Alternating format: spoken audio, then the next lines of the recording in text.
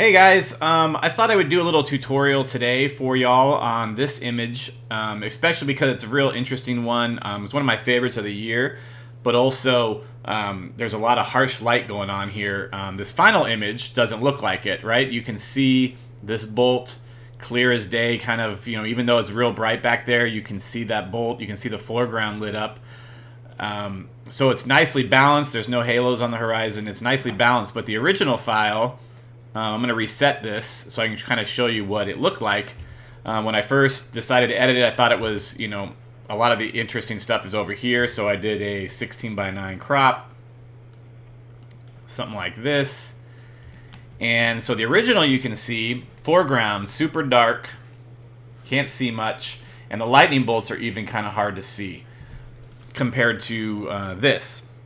So if you wanted to just do this in Lightroom, you can bring your highlights down where suddenly the lightning bolt's a little more visible, and you can bring your shadows up, and then if you add some contrast and vibrance and stuff, you can kind of get it similar-ish to what I did here, maybe a little more warmth on the temperature. But you can kind of see if you're kind of try to make this look like my final one.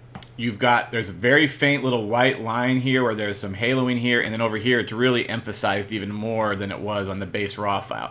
So this is not the ideal way to go about, editing a harsh image like this. You really need Photoshop. And so what I'm going to do is I'm going to reset all of this, and I'm going to kind of show you, I'm going to bring up the exposure just a little bit, and we're going to open up in Photoshop. And I'm going to show you kind of how to do some blending using masking and edge masking and all that to at least get yourself to a place where you can start editing it because it's nicely blended. So what you want to do is open it as a smart object. And what we're going to do is layer masking and edge masking to blend multiple versions of this image to have us a nice kind of flat photo to start working from. So as you can see here, our horizon's dark, and what I'm going to do is I'm going to start first by double-clicking on the smart object, and I'm going to bring up the horizon, bring up the foreground here, and hit OK. And so now we're the smart object allows us to go into the basic raw file and edit it right here in Photoshop, which is very cool. But every time you edit the smart object, it edits everywhere. So we're going to have to duplicate this. We're going to rasterize it, which basically means we're turning it from a smart object into just a regular layer. And we're going to create a mask.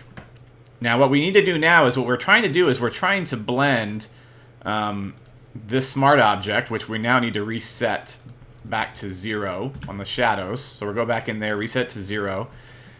And so you can see that we have this new layer that has shadows enhanced. However, you can kind of see when I make it, invisible, you can see the horizon and the halos lighten up on the left. Not good, not good.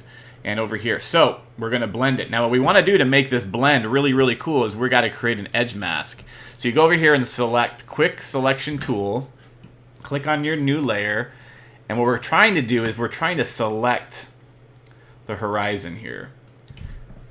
And this is a hard mask, okay? So whatever is not on either side of this line is not going to be painted in. Now, so the problem is sometimes it's not perfect. It saw this nice horizon with the mountain, and it selected that, but we don't want that. We want to make it this horizon here with the desert bushes and shrubs. So you hold Shift down to add to this selection, and it's going to do a real good job of now selecting our little horizon here.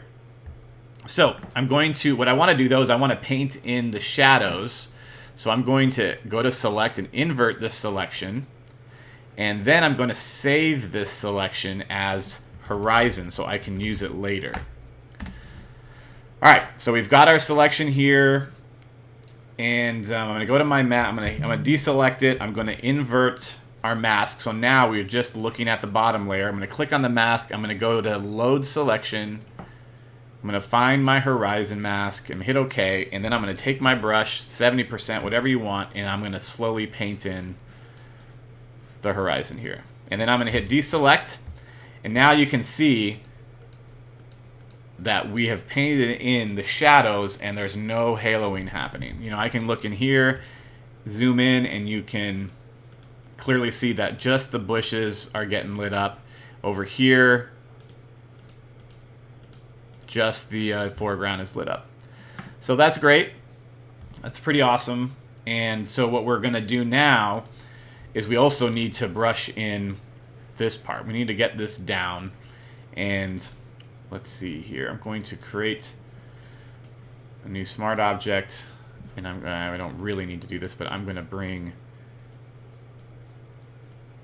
exposure down a little bit, the highlights down for the lightning. I'm going to hit OK. I'm going to rasterize it. I'm going to bring it up top, make it invisible. I'm going to go back to our smart object and put the highlights back up. And I think that I had my exposure a little better. Regardless, we're going to do this. We're going to do a mask. Add a mask on this, invert it. And now we're going to just brush in. Actually, what we're going to do, which I have skipped, we're going to do some luminosity masking. Now, I have a Tony Kuiper action panel here that will create all my luminosity masks for me. And there's various different panels will do that kind of thing.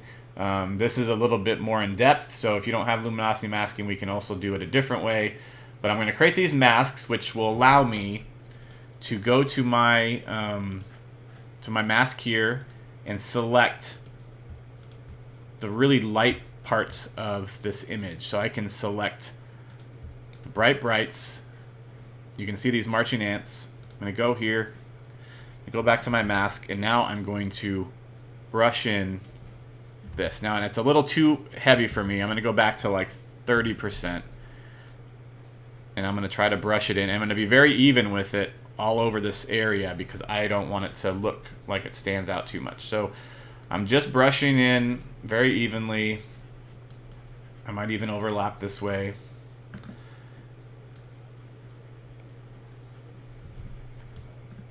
And that's kind of it. So you can kind of see that it used to look like that. Now we've painted this in. We use a luminosity masking. And not only that, but we've actually, you know, there's faint clouds and stuff in here. And now we've brought all that out. We've avoided any kind of haloing effect. And so now we have what I would call kind of a base image to work with. I'm going to duplicate these 3 layers. And now I have a new layer to work on. And now I can sit here, get rid of dust spots, and do all kinds of stuff that I want to do to it. Now I can, you know, do I could do a bunch of luminosity masking, or I can sit here with just like this filter tool and maybe just do a little bit of editing like this and work with it over and over. But essentially you can kind of see what we've done, right? So we've figured out a way to blend multiple, you know, versions of the same raw file to create kind of a static, flat image without haloing and with, you know, the lights on the harsh light on the horizon brought down to help the lightning be visible, and then the foreground be lit. So this is kind of a good way to get to this point, and then from here on out, you know, is a bunch of just whatever you want to do. Like I said, you know, luminosity masking,